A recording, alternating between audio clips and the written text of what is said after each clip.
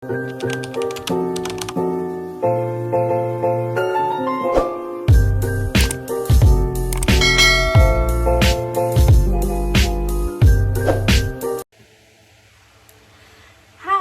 semuanya, Assalamualaikum warahmatullahi wabarakatuh.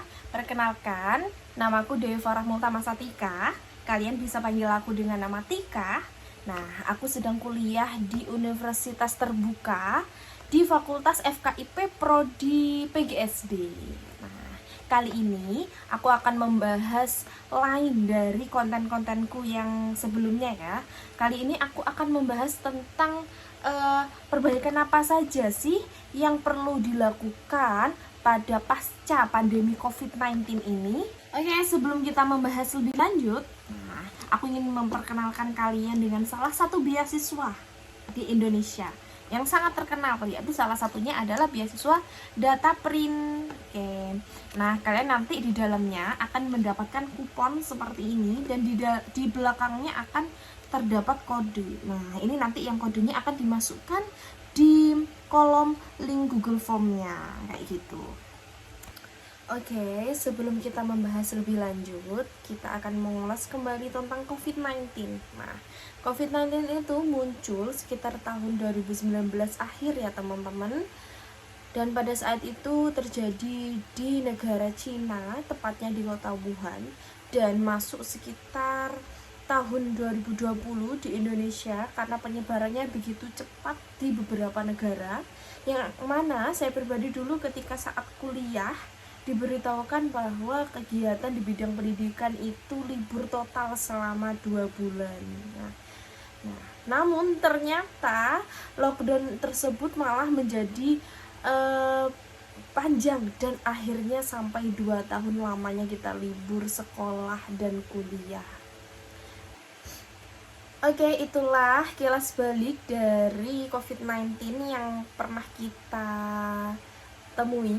Nah, sekarang kita akan membahas tentang perbaikan apa saja sih yang akan kita lakukan pasca COVID-19. Nah, sebelum kita masuk dalam perbaikan, COVID-19 ini sangat berdampak negatif ya bagi kita semua. Tentunya pada beberapa sektor, yaitu yang terutama pada sektor kesehatan, ekonomi, sosial, dan juga pendidikan. Pada saat itu sebanyak 740.000 orang menjadi pengangguran nih akibat tidak bisa pergi ke lahan dan terkena PHK. Nah, karena perusahaan pun juga tidak boleh itu beroperasi karena lockdown. Nah, ketidaksiapan kita baik dari segi pemerintahan maupun masyarakat itu sendiri untuk menghadapi COVID-19 ini menjadikan kita sangat kesulitan mengelola seluruh kegiatan-kegiatan, baik dari segi pekerjaan bagi para orang tua dan juga pendidikan bagi anak-anak yang memang seharusnya masih membutuhkan tatap muka dalam menerima pengajaran itu sendiri ya.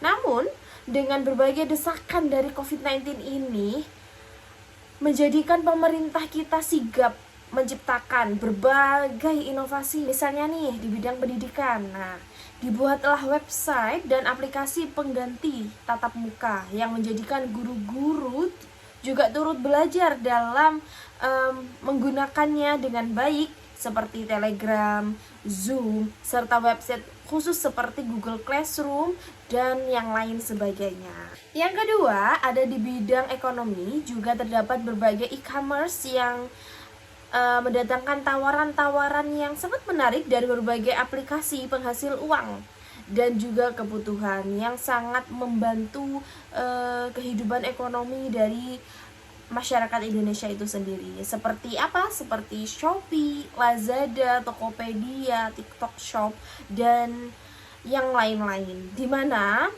jika yang kita butuhkan saat itu uang, maka kita dapat berjualan secara online di aplikasi tersebut.